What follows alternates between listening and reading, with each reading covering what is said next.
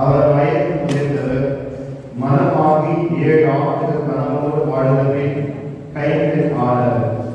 அவருக்கு வயது 84. அவர் கோவிலை விட்டு நீங்காமல் கொண்டிருந்து மன்றாடி அல்லும் பகலும் திருப்பணி செய்து வந்தார். அவர் அந்நேரத்தில் வந்து கடவுளை புகழ்ந்து எருசலேமின் மீட்புக்காக காத்திருந்த எல்லாரிடமும் அக்குழந்தையை பற்றி பேசினார்.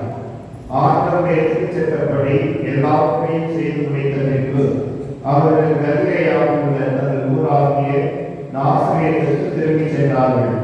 குழந்தையும் வளர்ந்து பதிலை பெற்று ஞானத்தால் நிறைந்து கடவுளுக்கு உகந்ததாய் இருந்தது.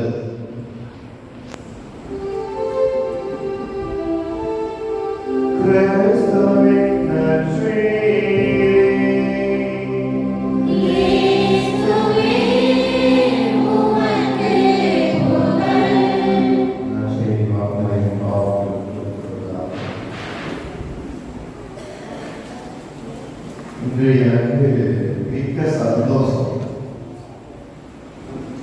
எனது தாய்மார்களும் எனது தந்தைமார்களும் இங்கு வந்து ஆண்டவருடைய மனைவிடத்தை நோக்கி தெரிவித்துக் கொண்டிருக்கக்கூடிய இந்த வேலையை, இந்த தருணத்தை இணைந்து பார்க்கிறது மிக்க மகிழ்ச்சி.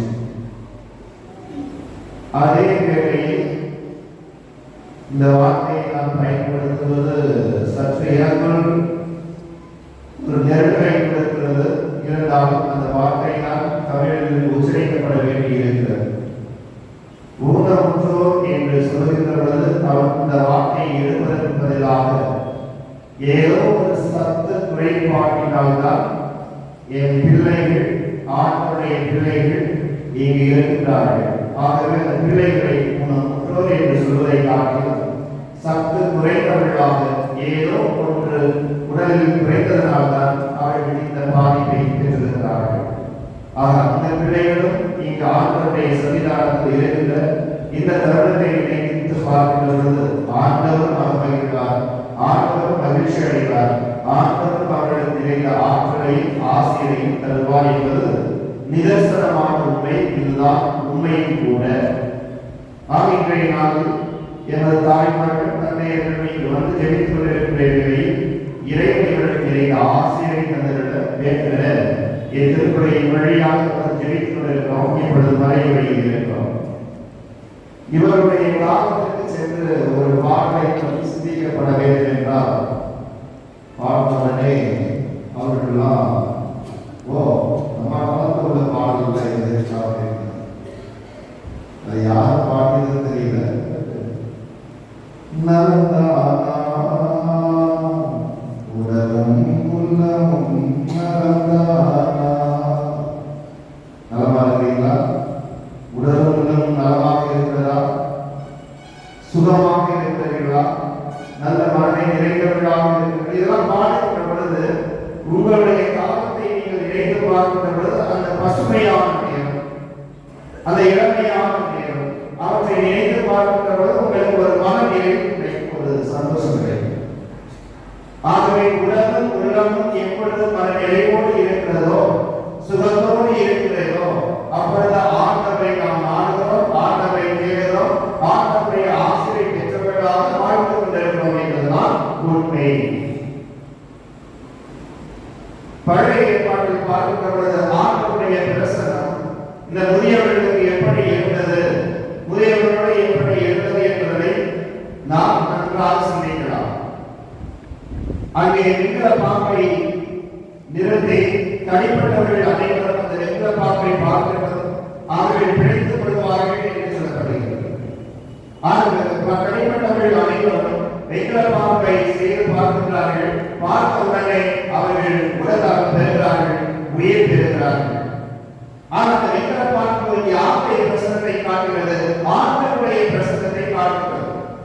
இரண்டாவது அழைத்து திருப்படி ஒப்புப்படுகிறோம் என்றால் ஆண்டவரை பார்க்க வேண்டும், ஆண்டவருடைய பணியில் பங்கேற்க வேண்டும், ஆண்டவரோடு இணைந்திருக்க வேண்டும். ஆண்டவரை பார்த்தேன் என்றால், ஆண்டவருடைய சாயலை கண்டேன் என்றால், ஆண்டவருடைய உணர்வை உட்கொண்டேன் என்றால், நான் எப்படி ஒரு மனநிலைக்கு ஒரு சாதாரண மனநிலைவாக முழுமையான மனநிலைவை பெறுவேன் என்ற எண்ணத்தில் தான் நீங்கள் வந்திருக்கிறீர்கள். ஆகவே இறைவனுடைய நிறைந்த ஆசை உங்களுக்கு கிடைக்கப்படலாம். நாம் என்ன செய்தால் தொழுநோயால் பாதிக்கப்பட்டால் எலிசா இறைவாக்கினரை தேடினார். எலிசா இறைவாக்கினரை தேடுகிற பொழுது இறைவனுடைய ஆத்மா அவரிடம் இருந்தது. ஆகவே நாம் தொழுநோயால் பாதிக்கப்பட்டிருந்ததால் அவரை தேடி கட்டளைத்தார். அவர் சொன்னதைக்கு கீழ்ப்படித்தார். கீழ்ப்படித்து நடந்ததனால் அவனுக்கு என்ன கிடைத்தது? உடலுள்ள சுகம் கிடைத்தது என்பதை விதிகளின் அடிப்படையில் நாம் பார்க்கிறோம். எதற்காக நீங்கள் ஆட்டோவோ அல்லது உங்களுடைய உடனோ அல்லது உங்களுடைய கார்களிலோ எதற்காக ஆலயத்தை நோக்கி உங்களை அழைத்து வர சொல்லுகிறேன் என்றால், இவர்கள் இந்நாள் வரையும் நீக்கிற 4 சுவற்றிற்குள் உலகி கிடந்திருப்பார்கள். அந்த ஆலயம் இந்த பகுதியில் வந்திருக்கிறது என்பது அவர்களுக்கு தெரியுமா? தெரியாது. ஆக இந்த ஆலயத்தில் இருக்கக்கூடிய அந்த ஆபத்தை பார்க்கின்ற பொழுது, அந்த ஆரோக்கிய மாதாவை பார்க்கின்ற பொழுது இவர்களுடைய மனநிலையில் ஏதோ ஒரு விதத்தில் ஒரு புத்தெழுச்சி பெறும், ஒரு புத்துணர்வு பெறும். அந்த புத்துணர்வு அவர்களுக்கு உடலுள்ள சுகத்தை கொடுப்பதற்கு ஒரு வாய்ப்பாகவும் அமையும். அந்த 4 சுகத்திற்குள்ளேயே உலகி கிடக்காமல் வெளியில் அழைத்து வருகின்ற பொழுது இன்னும் அவர்கள் புத்துணர்வு பெறுவார்கள் என்பதுதான் உண்மை. அதைதான் நாம இறைவாக்கினர் சுட்டிக்காட்டுகிறார். வெளியே சென்றார், தன்னுடைய நாட்டை விட்டு வெளியே சென்றார். வெளியே சென்று எலிசா இறைவாக்கினரை சந்தித்து எலிசா இறைவாக்கினரிடமிருந்து ஆசிரியை பெற்றார், வல்லமையை பெற்றார். இறைவனுடைய அருளையும் அவர் கண்டடைந்தார். கண்டடைந்ததனால் இறைந்த உடலுள்ள சுகத்தை பெற்றார். அடுத்ததாக ஆண்டவர் கொடுத்த கட்டளைகள் அனைத்தும் பார்க்கின்ற பொழுது, அல்லது அவர் வகுத்த சட்டங்களை எல்லாம் பார்க்கின்ற பொழுது, இந்த நோயை பார்க்க வந்தது என்றால் நீங்கள் யாரிடம் செல்ல வேண்டும்? குருக்களிடம் செல்ல வேண்டும் என்று சொல்லுவார். குருக்களிடம் சென்று காப்பீர்கள் என்று சொல்லுவார். குருக்களிடம் சென்று காப்பீர்கள் என்பது அவர்களுக்கு மன்றாடுகின்ற பொழுது அவர்கள் உணர்வுள்ள சுகம் பெறுவார்கள் என்ற அந்த நம்பிக்கையை ஆசீர்வாதம் இருக்க வேண்டும் என்பதற்காகத்தான் திருநாவை என்ன போதிக்கிறது? குருக்களிடம் மன்றாடுங்கள். குருக்கள் அவர்களுக்காக மன்றாடுவார்கள், அவர்களுக்காக ஜெயிப்பார்கள், அவருடைய நலன்களுக்காக ஜெயிப்பார்கள். அப்படி ஜெயிக்கின்ற பொழுது ஆசிரியை பெறுவார்கள், இறைவனுடைய ஆசிரியை பெறுவார்கள். அதற்காக என்ன செய்யக்கூடாது? மூட நம்பிக்கையோடு என்ன செஞ்சிடக்கூடாது? நம்ம போயிட்டு கடவுளை நினைச்சிடணும் அப்படின்னு நினைச்சிடக்கூடாது. அதே வேளையில் மருத்துவரை நாம் என்ன செய்ய வேண்டும்? அணுக வேண்டும். அவருடைய உதவியும் நமக்கு கிடைக்கும். அந்த மருத்துவரின் வழியாக நல்ல மருத்துவராகி ஆண்டவர் இயேசு கிறிஸ்து அவரின் வழியாக பணிபுரியக்கூடிய மாத்திரைகளும் உணவுகளும் நமக்கு என்ன தரும்? சுகத்தை தரும். அதுதான் குருவிடம் சென்று காப்பீர்கள் என்று சொல்வது. மருத்துவர் என்பவர் 2ஆம் பட்சத்திற்காக குருவாகவும் மாறுகிறார். மருத்துவர்கள் நமக்கு பரிசோதித்து பார்க்கின்ற பொழுது அந்த மருந்துகளை தேவையான உணவுகளை பரிந்துரைக்கின்ற பொழுது அவற்றை உட்கொள்கிறோம். அவற்றை உட்கொள்வதன் வழியாக நமக்கு என்ன கிடைக்கிறது? உடலுள்ள சுகம் கிடைக்கிறது, நல்ல பார்வை கிடைக்கிறது, நல்ல வாழ்வு கிடைக்கிறது. அந்த வாழ்வின் வழியாகத்தான் நாம் ஆண்டவரை காண முடியும். புதிய ஏற்பாட்டில் ஆண்டவர் இயேசு கிறிஸ்து முதலில் யாருடைய வீட்டிற்கு சென்றார்? மாமியார் ராயனுடைய மாமியார் வீட்டுக்கு சென்றார்.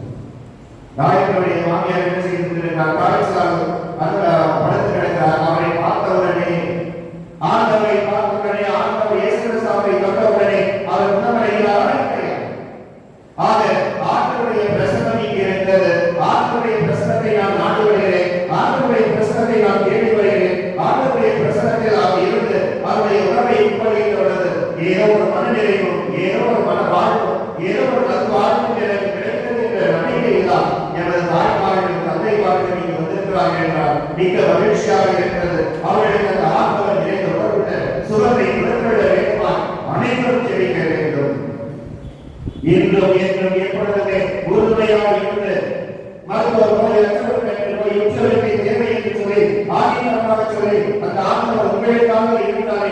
எதற்காக இருக்கிறார்? உங்களுடைய வாழ்வுக்காக இருக்கிறார் என்பதை சுட்டிக்காட்டுகிறார்.